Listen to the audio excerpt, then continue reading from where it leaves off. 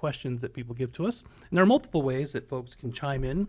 You can follow us on the social media platforms that we live stream to. We live stream to multiple platforms, and you can check these out if you want to join in on the program. If you're already watching this, then you probably already are at one of these platforms. But on Facebook, you can catch us on our handle is at CCF Tucson. So if you just go to facebook.com/at CCF Tucson, you can find our page. And please like and share if you are edified by this program. We also live stream all our services to these platforms, by the way.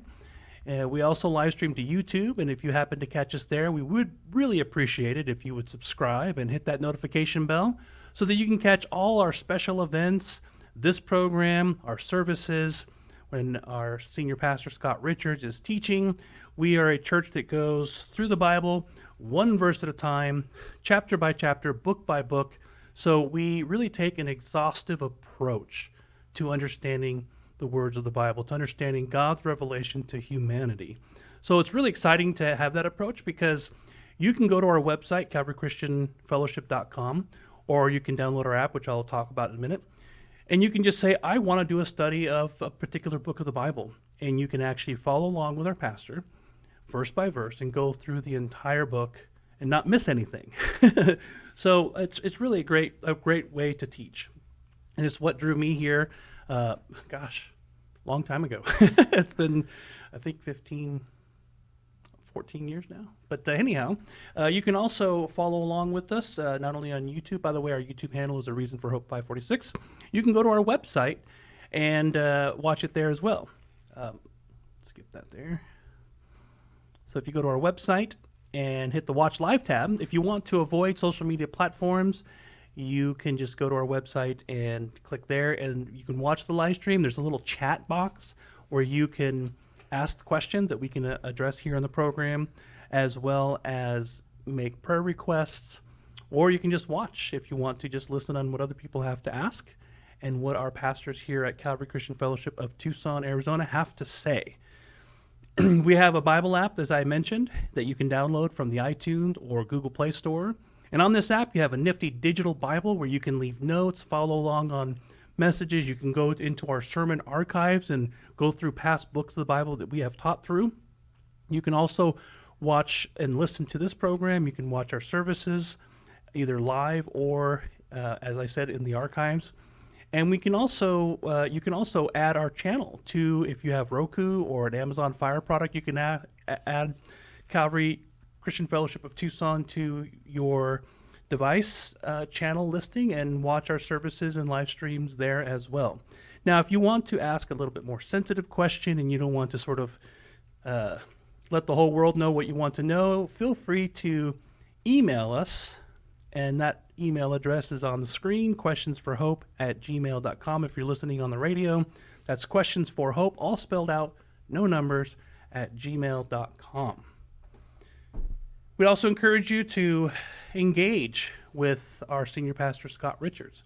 He's quite the tweeter, so I would encourage you to join him on Twitter if you are on the platform. And if you're not, I'd encourage you to get out there because, well, Twitter is probably one of the only places on planet Earth that free speech is still genuinely free speech. That and Speaker's Corner in Hyde Park in London. But apart from those two places, there is a lot of censorship that really concerns a lot of people. So I'd encourage you to go to Twitter. And if you have an account, great. We would love for you to follow Pastor Scott. His Twitter handle is @ScottR4H. And if you don't have a Twitter account, get out there and get involved. It'd be great.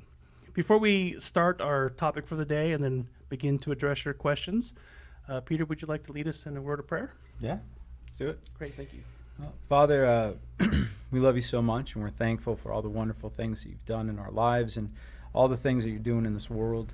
We do pray right now for our time that we could be focused in on your truth and your goodness. Lord, even as we study some of the darker components of what's going on right now, I do pray that your light would shine through it and that we would look to you as our hope and our strength in the midst of these times. We're grateful for you, God, and in your name, amen. Amen. So, today's person of interest. That's a good way to put it. Today's person of interest. So those of you guys who've been listening for the last couple months, we've been going through some of the most consequential figures in philosophy in the last 500 years that have shown the decline from a Western world that was predominated by Judeo-Christian values and has now moved into the era that we find ourselves in today. And those of you guys who have been moving through these more obscure philosophers, guys like Friedrich Nietzsche and Jean-Jacques Rousseau, and even guys like Percy B. Shelley, good on you. I'm glad you made it through it. Now we're getting into the people that you've definitely heard of, and we're getting into individuals that are very much, their ideas are not just kind of partially disseminated into the culture. These guys' ideas are directly in your face. They are in your supermarket. They are in your politicians' speeches. They are all over the place, to such an extent that it kind of constitutes the culture, to such an extent that some people don't even notice the undertones of these guys. So we're going to look at them with a critical view, and we're going to figure out where they came from and why people believe the way they do today. And we're going to do that by looking at a guy named Karl Marx. Now, Marx is by far, of all the people on this list, all the people that we've been going over the last couple months, he is the worst. He is absolutely the worst. His ideas have spawned the most destructive consequences that have ever afflicted mankind. And I'm not speaking hyperbolically, right? His ideas have led to more human deaths than any other ideas before or probably after him. He is the worst human being that's probably ever lived for that reason, and the legacy of Marx is a bloody one. So let's get into his ideas and figure out why they didn't turn out as well as he wanted them to. But today, we're going to break this into two parts because of what a consequential figure he was. Today, we're going to look at his philosophy. So we're not going to get into his ideology. We're not going to get into the nuts and bolts of communism, and we're probably not going to do that too much no matter what, because this is a Bible show. We're mainly trying to figure out where his ideas contradict Christianity and how we as Christians can counteract them in our current culture where, again, his ideas are pervasive. They are all over the place. So let's look at just a couple essential tenets to his philosophy today, and then next week we'll talk about how he planned on getting his ideas into the culture as a whole. So this is the first quote I got from him. This is from the Communist Manifesto. Pretty much all these quotes are from the Communist Manifesto. And those of you guys who don't know, really quickly, Karl Marx was an economist and a German economist in the 1800s, and he's essentially unreadable. He's written several books. His most famous is Das Kapital, and they're all like thick as a T-bone steak, dense, almost unreadable. Almost unreadable. He's a philosopher, so that already makes his books almost unreadable. But he's an economist on top of it, which makes it like there's no way you're getting through that thing. And he has no sense of brevity. However, during Marx's lifetime, he got linked up with another guy named Friedrich Engels. And Engels was an accessible writer. What he did is he took Marx's ideas and he made them accessible. And that's what the Communist Manifesto is. It's an easy read. For those of you guys who have never read it, I would encourage you to read it. It's not very long. It'll probably take you an hour to get through the whole thing. And it's a very condensed version of Marx's ideas. And it's scary to read it in the backdrop of what's going on today. So this is a quote from the Communist Manifesto. It says this: "The communists are further reproached with desiring to abolish countries and nationality. The working men have no country. We cannot take from them what they have not got. Since the proletariat must first of all acquire political supremacy, must rise to be the leading class of the nation, must constitute itself the nation." There are a couple points in there that I'm going to elaborate on later on, who the proletariat was and what he's talking about towards the end. But I want to focus in on something that's in this quote that makes it so dangerous. So a historian named Tom Holland, he had a point about Marx that I had never thought about before, and it really opened my eyes to a lot of what we're seeing today and what we see in the Communist Manifesto. He said communism, Marxist version of socialism and communism, are actually not what you call a secular atheistic worldview. He says they are actually a Christian heresy. And I had to take a while to kind of wrap my mind around that. But his point was not that they're a Christian heresy in the sense that Mormonism is a Christian heresy and they believe in God, but it's a different version of God than us. What he means is they're starting from premises that are ingrained in Christian thought and can only come from Christian thought, and they're polluted and warped towards a particular ideology that is against Christianity. That's what he means by calling it a Christian heresy. Right here in this quote, we see a big reason why he says that. Christianity is the only worldview in world history that is not spread through imperialistic conquest. So if you go through every other worldview, even pagan religions, the way that they are spread is they're spread through borders. So you have gods, paganistic religions have gods, and the gods exist over particular nations and nationalities and boundaries. And the way that you spread the religion is by conquering other nations, right? That's how you do it. But Christianity was this really unique idea that we serve the kingdom of heaven. Jesus was very clear about this. He says, if my kingdom was of this world, my followers would rise up and fight you guys, right? So he said to the Romans. So Christians came away from that, the sayings of Jesus, and they thought, we can't spread Christianity the way every other worldview, philosophy, and religion has been spread in the past. We have to spread it in a new way. The Apostle Paul explained what that way is in 2 Corinthians chapter 10, a really misquoted verse that I'm going to quote for you correctly right now. 2 Corinthians 10 verse 3 says, though we walk according to the world and according to the flesh, we do not wage war according to the flesh. For the weapons we have are mighty in God for casting down strongholds and taking captive every thought that rises up against the glory of God. Here's what he's saying. We are going to spread Christianity, but we can't do it through what he calls weapons of the flesh. We can't do it through the sword. We do it through the weaponry of ideas. We come against people's ideas and we convert them in dialogue, right? I come to someone evangelistically and I explain to them the gospel. And as they receive the gospel, guess what I just did? If I evangelize someone, if they give their life to Christ, I just spread the borders of the kingdom of heaven one more time through the hearts of man. Marx is saying that's how you spread communism. He says communism doesn't have borders. It doesn't have boundaries. Communism is an ideology, and therefore it can only be spread through the hearts and minds of individuals. Now, as you go through the Communist Manifesto, he basically has it's a mixture between Christian thought and Islamic thought, where there is an evangelistic component to it, and there's also a bloody physical component to it. And we'll talk more about that in a little bit. But this is why communism spread so rapidly through the West. See, when you're having a debate with someone, you assume that you're having what's called a good faith argument, meaning I'm listening to your ideas, you're listening to my ideas, we're going back and forth, and let the best idea win.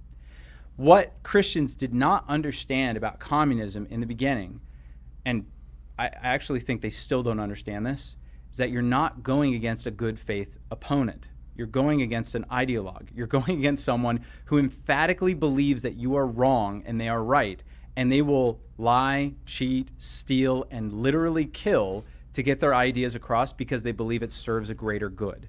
They don't have an ethical system that the Christians do that tell them that doing these things is wrong. Again, very similar to how Christians messed up when it came to talking to Muslims back in the day. They didn't understand that Muslims had a concept called taqiyya. And in taqiyya, you are able to deceive the people you're talking to if it means spreading Islam further. Christians didn't understand that. They thought, oh, okay, yeah, let's in the 1900s, we'll talk more about this when we get to these guys like Herbert Marcuse.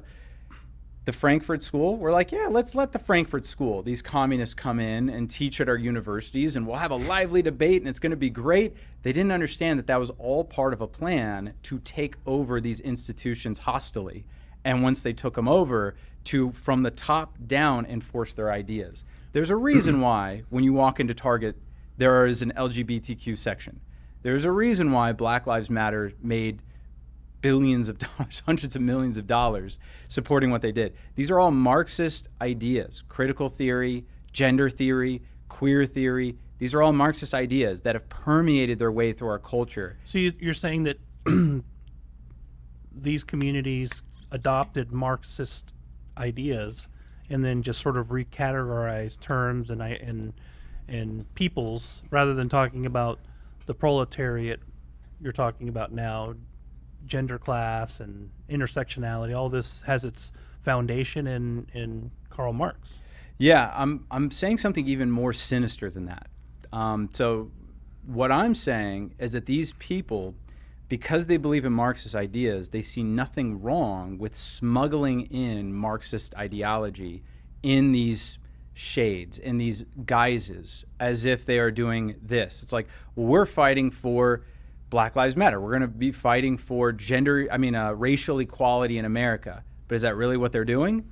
Well, no. Patrisse Cullors, the founder of Black Lives Matter, openly said that she's a trained Marxist, right? Or how about gender ideology? Well, we're just here to make sure that all sexual expressions have equal say within the culture. Is that really what they're up to? We want to be safe and we want to have the same rights as everybody else. That's the claim. Exactly. Is that really what they're up to? No. You read people like Gail Rubin, you realize that is not what they are up to. They are up to uprooting the system that is capitalistic and democratic and instituting a system of Marxism which is utopian. They believe that it will lead to utopia, so the ends always justify the means.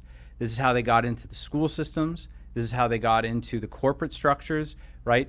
They weren't using good faith arguments. They weren't like, hey, let's have a debate and let's see what happens.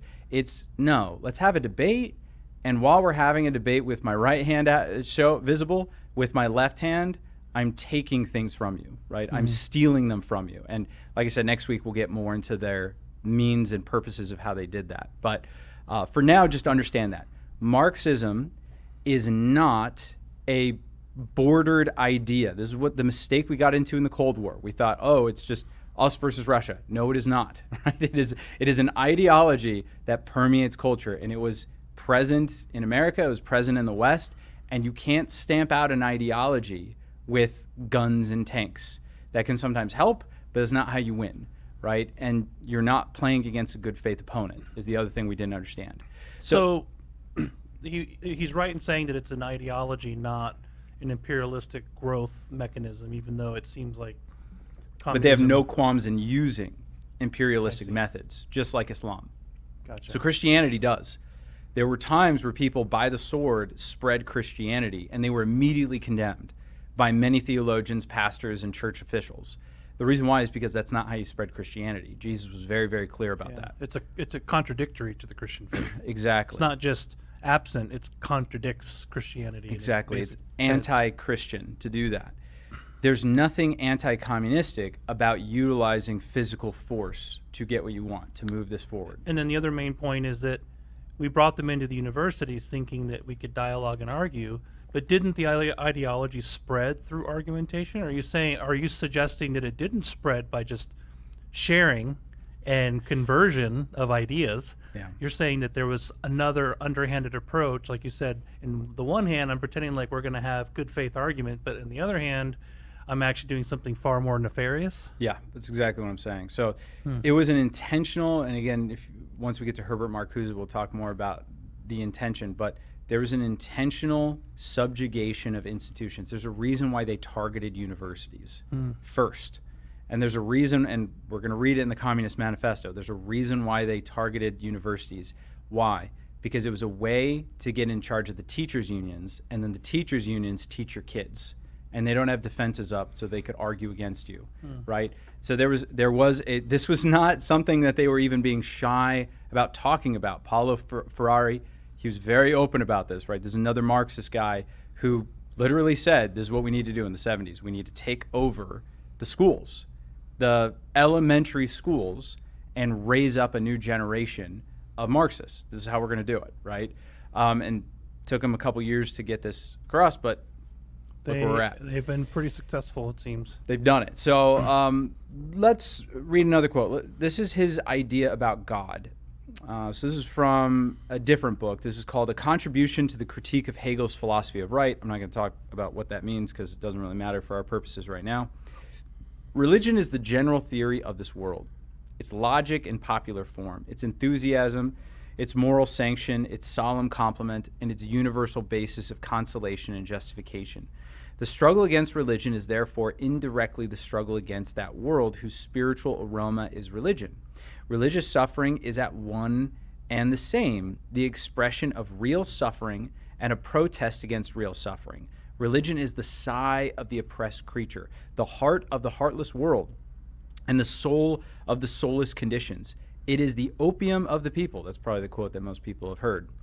The abolition of religion as the illusory happiness of the people is deemed for their real happiness. To call on them to give up their illusions about their conditions is to call on them to give up a condition that requires illusions. The criticism of religion disillusions man, so that he will think, act, and fashion his reality like a man who has discarded his illusions and regained his senses, so that he will move around himself as his own true son. God does not exist for Marx. Man is God.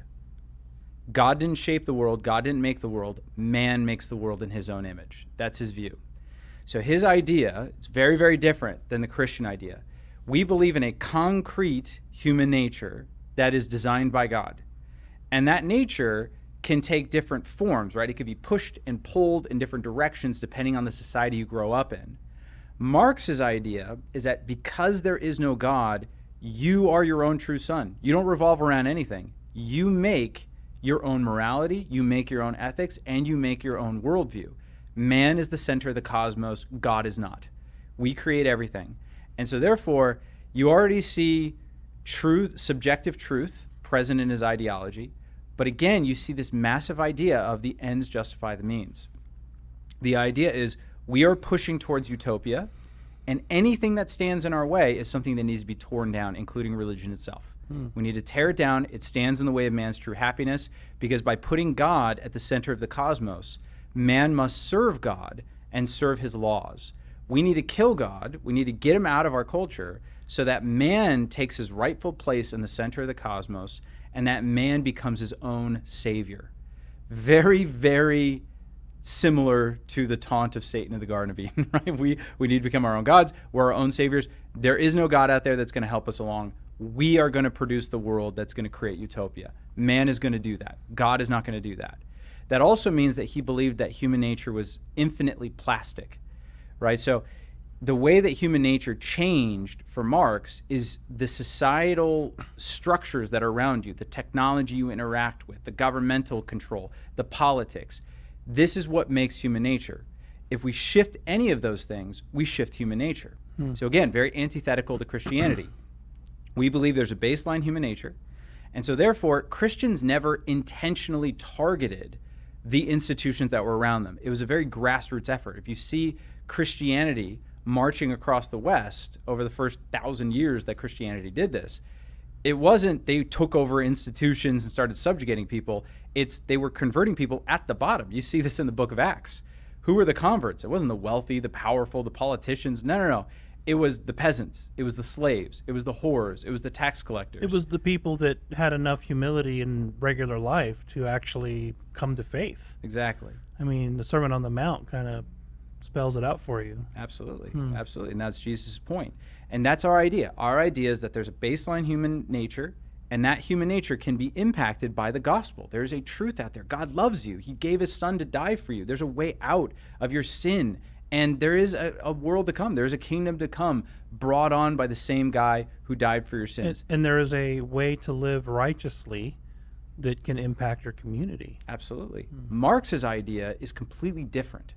His idea is you don't have a baseline nature. You are a product of your environment. Therefore, it doesn't actually, you see how I said it's not good faith and the idea that it's an ideology?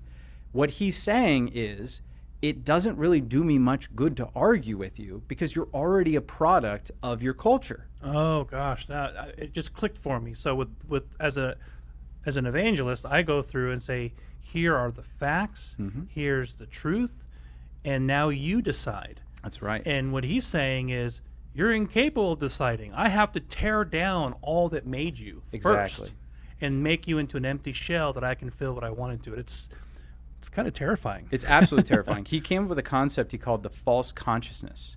So what he said is that people are at root very miserable, and they need this utopian vision that I have, but they don't know they're miserable.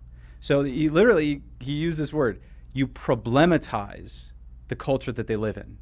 You have to wake them up to how bad things are.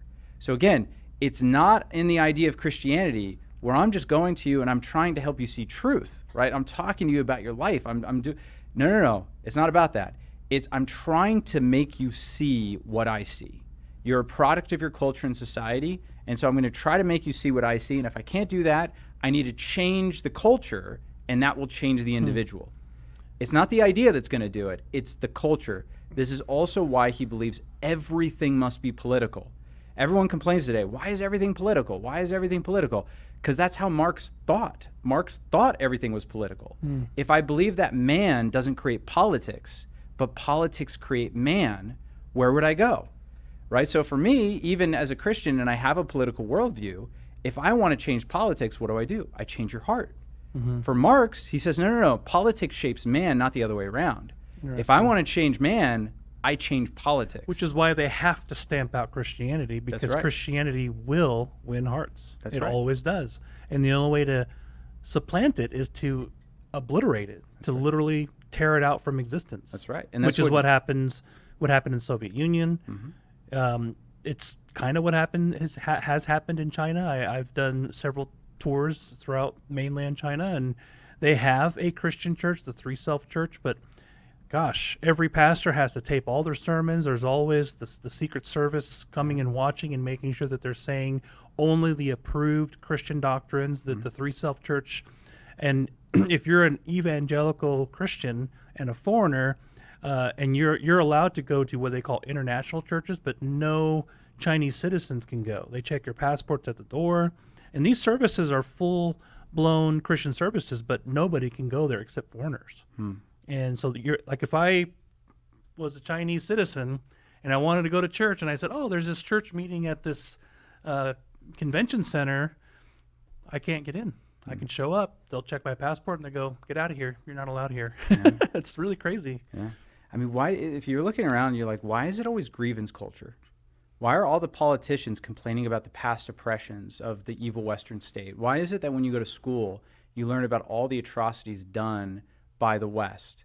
Specifically our own country. That's right. Not just European West, but how bad America is. Exactly. Why do they have the black students line up on one side and the white students line up on the other side and talk about racial privilege? Why is this happening? It's because, again, they're trying to wake up. They're trying to wake up the consciousness of these various kids in order for them to see the evil of the system that created them, so that they tear it down. That's the whole point. Why are they tearing down statues? Yeah, it starts with the statues. They just removed another statue that was really just, the complaint came from high school students. Yep. They complained about this Revolutionary War hero because he had slaves. He's a bad person, even though he was a Revolutionary War hero. That doesn't matter. He's now considered, the title of one of the articles, one of the mainstream media articles, was because he was a bad person. Yep. So let's tear it down. Exactly. Exactly. All right. We'll try to get through one or two more quotes before we move on to the question. So, can I just do I'm going to incorporate a question real quick before you do that. But absolutely. So I just want to understand something in this application, and you might get to this next week. But how is the Soviet Union version of communism versus, say, the Killing Fields versus Chinese communism, which has now become sort of a neo-capitalist type form of communism, versus what's happening in the West today? Is that where we're headed, or is this a new brand of communism? Yeah, no, you're absolutely correct. So communism has taken on different iterations. There's kind of the baseline idea that he lays out in the Communist Manifesto, but there's actually different ways to take it. So the baseline idea of Marx, and we'll probably just end with this, and then we'll talk more about it next week. And the reason I asked is because Yari wanted to know, why don't Christians have communes like they did in Acts? I mean, isn't that the same thing? Yeah. And why is it so bad? No, very, very good question. So let me explain kind of the baseline idea of Marxism, and then that will hopefully help you guys understand why it's taken on different forms and why it is taking on a different form in America, which, by the way, is pretty clearly a Trojan horse, right? It's pretty clearly a Trojan horse, and I'll explain why in a second. But the way that Marx describes reality is Das Kapital, right, his seminal work on explaining his ideas and moving forward, it was a predictive text. It was not a prescriptive text. In other words, Das Kapital was not a call to revolution. The Communist Manifesto is. It ends with a call to revolution, right? I'll read that next week. But Das Kapital was predictive. It just said this is what's going to happen, that the proletariat, the people at the bottom rungs of societal class, are going to eventually get fed up with being mistreated in the workforce, and they're going to rise up and supplant their capitalistic managers, and they're going to take over the workforce. They're going to keep the fruits of their own labor, and then they're going to rise to the positions of power within the government, and they're going to be the ones having a totalitarian rule over all people. But remember, according to Marx, man is not intrinsically evil. Man is just a product of what culture and society has grown up in. So Marx believed that the reason why why government officials are corrupt is because they've been raised in a corrupt system to believe that it's good to oppress people underneath you. Marx believed that those who are oppressed can't become oppressors. Not that they wouldn't. He actually believed that they could not ever become oppressors. This is what you see, again, I quote this all the time, the new Black Panther movie, Wakanda Forever.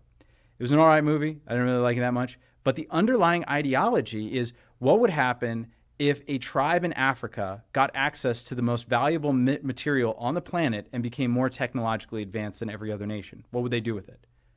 Nothing. They would sit on it and be peaceful, right? They would just have an amazing utopian society, and everybody would just live in peace and harmony in these tribes, and it would be really, really great. They can't even think that if a human being, forget their nationality, if a human being got access to a material that allowed them to conquer other human beings, they would absolutely use it to conquer other human beings. They would absolutely use it to enslave other people. It's a Marxist idea that the oppressed could never become oppressors. It's impossible for that to happen. And so when these communist revolutions happened, you had guys like Lenin who were like, yep, this is great, the proletariat's rising up. But then you got Stalin, kills Lenin, takes over the whole system, and he's not a pro, right? He's not a proletariat. Stalin did not come from an industrial farming background, right? He wasn't in the fields, right? He just rose to prominence. He's a wealthy dude. And all the people that took over Russia with him were all wealthy guys. They were all oligarchy. But we're the good oligarchs. We're the good nobles. We're the ones that are on the side of the working man. So did they would you say they co-opted Marxist ideology and distorted it, or was this an actual natural outworkings of it? So Marx, in the Communist Manifesto, you already see him moving in that direction of, okay, well, maybe the proletariat aren't going to rise up on their own. Maybe they need someone to lead them, and maybe it will be these good intellectuals. So his prediction was wrong, and this is sort of a way to, okay, this isn't happening the way I predicted, because it was a prediction, as you said. So those who say, no, let's make this into a proactive philosophy. Right. And the way to do that is to actually realize that no one's going to rise up, that we need to actually go in and do it ourselves, from the top down. No, absolutely. That was the idea. And so that's what you see manifested in Russia. That's what you see manifested in China. Now, China is starting to understand that socialistic, pure socialism doesn't work as well as capitalism. So they're starting to become more capitalistic in the way they run their industry, but they're still communistic in the way they run their government. They've kept Marx's overall philosophy, but they've just denied his, because it didn't work out. We already know socialism doesn't work as well. Coincidentally, worldwide, free market, which really is just freedom. Yeah. Freedom to associate and do business and to pay and charge whatever you want. It's just freedom. It's really what it amounts to. And this is the fundamental difference between Christianity and Marxism. That Christianity states that humanity is bent internally. And so you can't give any one group of people too much power. Otherwise, that group of people are going to use that power to nefarious ends. So capitalism was a way for the founders of our country, pure free market capitalism was a way to make sure that power didn't accumulate in one central location, right? If you allow a nobility to do that, then they become corrupt. So what do? You allow for anyone that has the ability and capacity to run a business to rise up from whatever state they're in and to start running things, right? And to make an actual monopoly illegal. That's right. And you have to keep governmental interference, right? The government can't own the means of production Because if the government owns the means of production, then once again, you have too much power accumulated in one place. Why is it that officials are elected as opposed to just maintaining their offices based on birth, right? So this is a quote from James Madison, and I think it just summarizes his idea better than anyone else could. So this is from the Federalist Papers, Federalist 51, and he's explaining what his philosophy is in constructing the Constitution of the United States and in the economic system that would come later. Ambition must be made to counteract ambition. The interests of the man must be connected with the constitutional right of the place. It may be a reflection on human nature that such devices would be necessary to control the abuses of government. But what is government itself but the greatest of all reflections on human nature? If men were angels, no government would be necessary. If angels were to govern men, neither external nor internal controls on government would be necessary. In framing the government, which is to be administered by men over men, the great difficulty lies in this. You must first enable the government to control the governed, and in the next place, oblige it to control itself. A dependence on the people is, no doubt, the primary control on the government. But experience has taught mankind the necessity of auxiliary precautions. That's a way different philosophy than Marx. He's like, no, man is bent. You give man too much power, he will abuse it, and he will abuse his fellow men. Right? That's what we see in the Old Testament. Moses doing great. He gets a little too big for his britches. He represents God improperly, and he's not allowed to go into the promised land. Right? Joshua's doing great, and then he gives up power, and that's the only reason why he doesn't become corrupted by it. And this predates Karl Marx. That's right. Judges. So right? they weren't necessarily responding to something current. It was really just Old Testament history that human taught us those nature lessons. that we see played out for us over and over and over again. Name any king that started out good and ended good in the Bible. David started out great, and then he had some massive moral failures. Solomon started out great, and then he introduced idolatry to the nation. Hezekiah started out great, and then he became complacent, and he raised a terrible son. So, right? so the idea of checks and balances and capitalistic freedom that is really just a system of holding one another accountable. That's right. We see that kind of evident right now with certain companies that sell certain products getting sort of obliterated by the market. That's because right. people say, you know what, I oppose this. Because we have power. As consumers, we have power to stand up to corporations. That's capitalism. That's why it exists. So when people say, is capitalism a Christian system? I would say it can only be born out of Christian ideals, because it has to take a couple fundamental premises into account in order for capitalism to be functional. Number one is that human beings are free and they're equal in the eyes of God. So therefore, anyone should be able to have the power to own property and own means of distribution, right? That's number one. That was not understood by humanity prior to that point. Why would I just trust some random guy to do a business and to have money? No. I should trust a lineage to do that. If you're in the noble class, you should be able to run business. If you're not in the noble class, tough luck. That must mean that God doesn't want you in that position, right? Capitalism, the European form of the caste system was very prevalent. Absolutely. And the second one is that power must be created to check power. So if systems are imperfect, you need to have means by which even the individual can fight against it. That's why capitalism exists. That's why it was developed by our founding fathers. Marx didn't believe in that. Marx did not believe in any checks and balances. You don't see checks and balances in socialism. Every welfare system that's been developed by leftist ideologues within the United States has no accountability. We do not vote in the bureaucrats over, say, the teachers union. We do not vote in the bureaucrats over the CDC, the WHO. We don't vote in the people who are over, say again, even the FDA, right? These are all unaccountable bureaucratic organizations that were developed without anyone thinking who checks that person's power. They're not accountable to the taxpayer because we don't consume their product like you do at a company. We can't boycott the FDA, right? We also don't vote them in. So why should we give them the power that we did? Well, because Marx didn't believe in any checks and balances.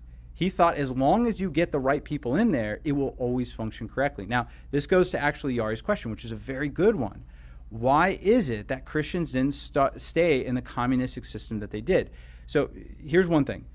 the lower you get a system of authority, the more socialistic ideas work. Every family is a socialism.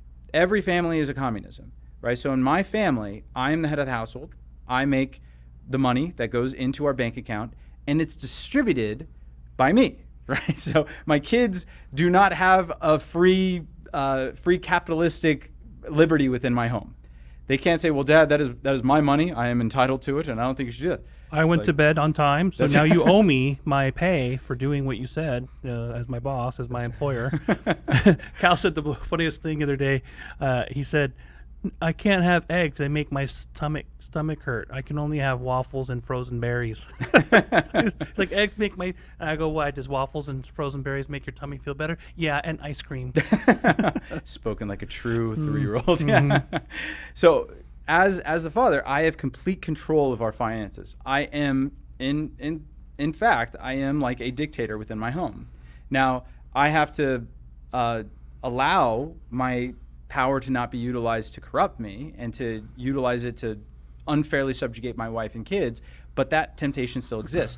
The smaller the amount of power, though, the less tempting that is. So when the church was very, very small and people were giving money and they were laying at the feet of the apostles, like you see happening in the beginning of the book of Acts, that worked really well. Because again, you had a lot of people, you had a really weird situation happen where people from around the Roman Empire were hearing the gospel for the first time. Remember, the Jews were dispersed. They were all over the Roman Empire. The reason why they came to faith is because for one of the high feast days, the Feast of Pentecost, they came to worship God, and while they were there, they heard the gospel message from the apostles at Pentecost. They gave their life to God, and they realized, we don't know enough about Christianity. We don't know enough about Messiah in order to go back to our homes and to live out a life that is faithful to God.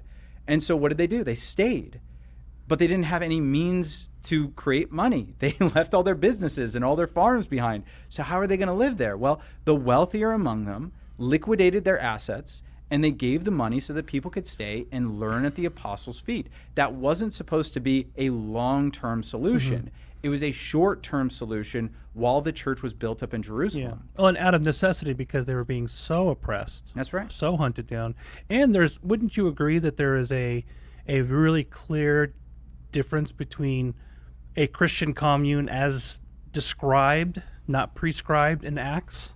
And you have to point that out, that this is something that happened, not something that's prescribed to Christians as a way of life, but somehow the way that they adapted to their environment that was the most godly, but it was all voluntary. Yeah. Even with Ananias and Sapphira, Peter made it very clear to him that this is yours. This is your land, your money. You can do whatever you want with it. The punishment that occurred was their deception, not the fact that they gave a portion. And he said you could have given half of it and it would have been fine, because it's all about charity. But when it's imposed by centralized planning, by a centralized government, that's not charity. Yeah. That's totally different kind of commune. And when you look at, say, the latter parts of the New Testament, let's say in the book of, I'm sorry, not Titus, in the book of, is it Titus, where he says, if you do not work, you will not eat? If a man will not work, if man will not work, then let him not eat. Yeah. Right. So 2 Thessalonians, people were abusing this welfare system. And so Paul makes it very clear, no. In 1 Timothy 5 and in 2 Thessalonians chapter 3, he makes it very clear, no. The money, the benevolence money that the church gives out to people in need are for those who are in need. Desperately in need. Interestingly enough, for a widow to accept, to be allowed to have that kind of benevolence had to be at least 60. Yep. And 60. This is in first century lifespans. 60. No family that could support her, like kids or other type of relatives that would be able to support her. And she had to be a faithful member of the church who, quote unquote, washed the feet of the saints, meaning that she had been a faithful member of that community for long periods of time, and it established her character, right? So we see that even towards the end of the New Testament, the church isn't doing that anymore. They're not doing what was happening in the beginning of Acts anymore. Was zero entitlement. That's right. Absolutely. Because there's danger there. And Paul says it. He says it in 2 Thessalonians 3. What did it do to people who were just taking advantage of the system? It made them lazy. It made them lazy. And Paul's saying work is good, right? We're supposed to work. We're supposed to honor God in the labor of our hands. We're not supposed to wait around for handouts. So Marx's main ideas, each according to his need and each according to his ability, is just garbage, right? If you take away incentive structures, no matter how much I may want to do the right thing, I am going to give in to human laziness in the flesh, right? That is just a part of who I am. Now, if you look at church history, whenever this idea of centralizing economic structures started happening in the church, they were always abused. There is no exception to that rule. Whenever the church became the centralizing force behind economic security within a country, they abused that authority and held it over the people's heads. Where do you think the idea of indulgences came from in the first place? It was essentially a tax that the Catholic Church put on the parishioners in order to get money from them so they could support their projects. And they misused their funds. Many, many ministries have been caught in the past misusing the funds of those who gave it to them. And some of them didn't do it nefariously.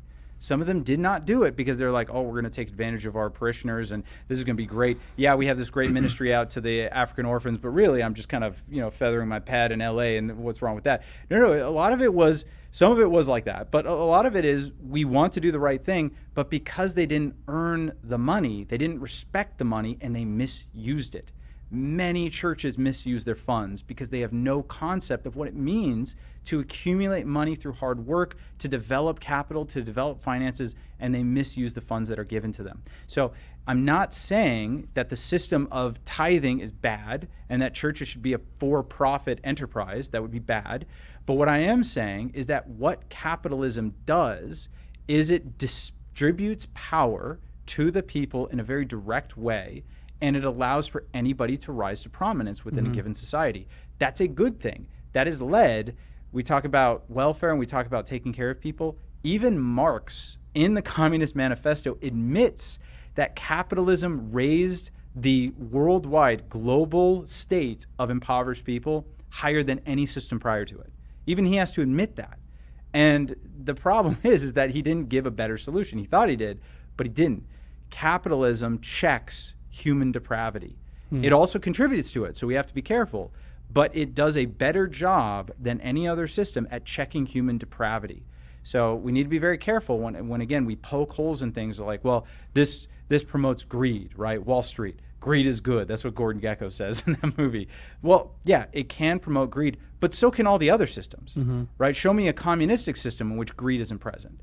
Right? Yeah, it's funny how some of these dictators still live in multi-million-dollar mansions and have plenty of food to eat while their citizens are lining up to buy a loaf of bread. That's why the joke of Black Lives Matter is BLM actually stands for buy large mansions because the founders of Black Lives Matter spent millions of dollars on multiple homes. Yeah. And did nothing for the actual black community. That's right. Did absolutely nothing for the black community. So it's as the founders said, it's not the best system.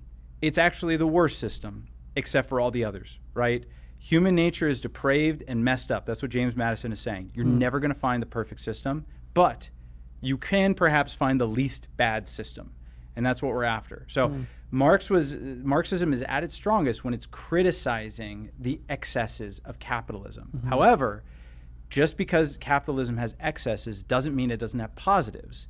And it also doesn't mean that Marxism doesn't have worse excesses, because it absolutely does. So it's the lesser of all the evils. That's right. Not just the lesser of two, but the lesser of all potential. At least so far as we know, and no one else has come up with a better way to account for human depravity and yet bring, poverty. I mean, Jesus said you'll always have the poor with you. Yeah. And so I think that remains to be true today. However, it seems that the current system has done the best job in human history at raising the quality of life for everyone. Yeah. Well, thank you, Peter. That's very enlightening, and I'm hoping that next week we can maybe tackle some of those positive criticisms and how we would respond to those. And then, more importantly, how do we offer a biblical response to these ideas, and what do Christians do today that can not be a frog in the kettle, so to speak? No. Here in our own, because there's a mentality that, we just have to live the Christian life, love everyone, share the gospel when it's appropriate and opportunistic, and that's it. we shouldn't get involved any other way. It's a distraction from the gospel. I'm not saying that's incorrect, but I want to know if Scripture has something to say about that. Yeah, Well, we've only have a couple questions. One is really interesting that I think I don't know about you, but I may have to go and study it a little further. But the question is, hey, I heard they found the Gateway Garden of Eden and the body of Adam in Golgotha. Some archaeologist website called The Archaeologist. Is this true? Do we know where Eden is located and Adam buried? So I have not heard anything about that article, but what I will say is that once Adam and Eve are cast out of the Garden of Eden, a cherub is placed in the front of it, preventing man from going in. So there are a couple theories about what that actually means. One theory is that the flood just wiped out Eden. You can't find it anymore. It's completely gone. The second thing is that you would never find the corpse of Adam in Eden because he was cast out of Eden. And the third thing is that it seems to be around the Tigris and Euphrates River. So if we are going to find it, it's not going to be in Golgotha. It's going to be somewhere else in the area of the Middle East. There's also another theory that one of the main geographical points within the Garden of Eden is the Tree of Life. Now, we know where the Tree of Life is. It's in heaven. So there is a theory in which Eden actually just represented the touching place between heaven and earth. And Adam and Eve in a pre-fallen state can go back and forth between heaven and earth. And then after we are fallen, we can no longer go back into heaven. So in other words, when it's talking about the geographical points like the Tigris River and the various ores and things that could be found in the land, what the author is saying is that there is a place where heaven actually touched earth. And Adam and Eve could go back and forth between it in their pre-fallen state. And that what God did after the fall is he just set up a cherubim, some sort of a guarding force that prevented man from entering into the spiritual existence of heaven in his fallen state. And that will be restored through Christ, right? This is why the imagery of the ladder to heaven was presented to Jacob, and this is why Jesus says that he is that ladder, and this is also why in the book of Revelation you see heaven come down and once again touch earth. That's a theory. I think it works with a lot of the passages, but I'm not really too sure. So I haven't read the article, but I could tell you just in the initial description that you gave me, I don't think there's any possibility that it's accurate, that's actually Eden, but... Well, some early church fathers believe that the burial place of Adam was where Jesus was crucified, but they didn't really give any necessarily credence, but it was like be poetic. It was a sort of more of a theologically motivated concept rather than a historically motivated one. Right. But I think Scripture seems to indicate that Adam was buried the same place that Abraham was, and I can't remember the actual reference. Let's see if I can find it here. Well, something again, we'd be happy to look up and maybe have Sean and Scott maybe tackle it on Wednesday. It's a really good question, though. It's interesting theologically if it were significant or not. Not quite sure, but really interesting. Yeah, no, and there's a lot of self-proclaimed archaeologists making radical claims like, oh, we know where the ark is. I've seen it. I talked to the guy who's the caretaker of it. Some really radical stuff. So you got to take these kinds of things with a grain of salt. Yeah. But you took the right first step by at least asking questions, and that's a good thing. No, absolutely. Let's see. Is there any? This is from. I am sorry. I am not going to attempt your name because I will butcher it. But it's like, thank you, Adanini. Good evening, pastors. Please, is there any way we can say, from a biblical perspective, that God already programmed everything, good or bad, that will happen here on earth? In other words, has God already determined everything? So this kind of gets into Calvinist versus Arminian thought, and also Molinism, of how God operates in his sovereignty towards his creation. So the one thing that all Christians agree about is that God is totally in control of the created order. The question is how does he exercise that control? So someone who's more Calvinistic, they believe that God exercises that control completely and totally, right? He has created mankind in a very particular way. We have a nature, and that nature is dictated by God, And all of our decisions, all of our actions and behaviors, good and bad, are all predestined by God and purposed by God for his glory in very particular ways. And Arminian leans... Well, there is a gradation within the Calvinistic side of that is true. Pure fatalism versus I have freedom, but it's within the framework of my bondage to sin. So they can say, I have freedom to sin, Right? Because I have a sin nature, and that was decreed by God because of the fall. But anyway, go ahead. Absolutely. And so I'm just giving kind of the broad strokes polls of these various arguments. Like you said, there's gradations in all of them. An Arminian would say, well, no, God has sovereignty, but he exercises that sovereignty in relation to man's freedom. So meaning that we can choose and elect to do things, and that actually affects God's plan and his will.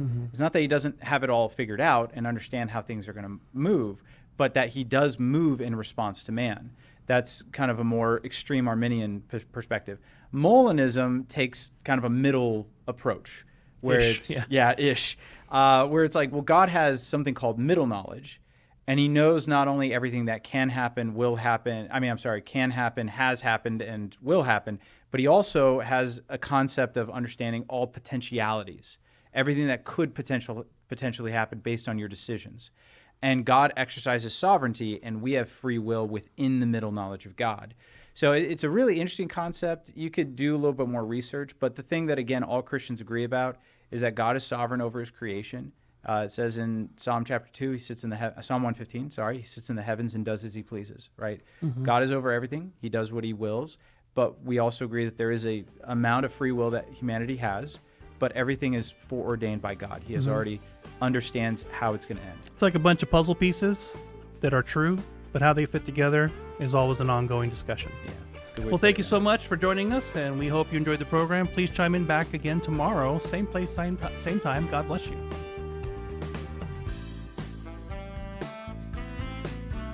You've been listening to A Reason for Hope. Thank you again for joining us as we continue our journey through God's Word, one question of the heart at a time. Until we meet again, we would love to connect with you. You can text or email your questions to questionsforhope@gmail.com. You can also find out more about our ministry at calvarychristianfellowship.com. And be sure to join us next time on A Reason for Hope. A Reason for Hope is an outreach ministry of Calvary Christian Fellowship in Tucson, Arizona.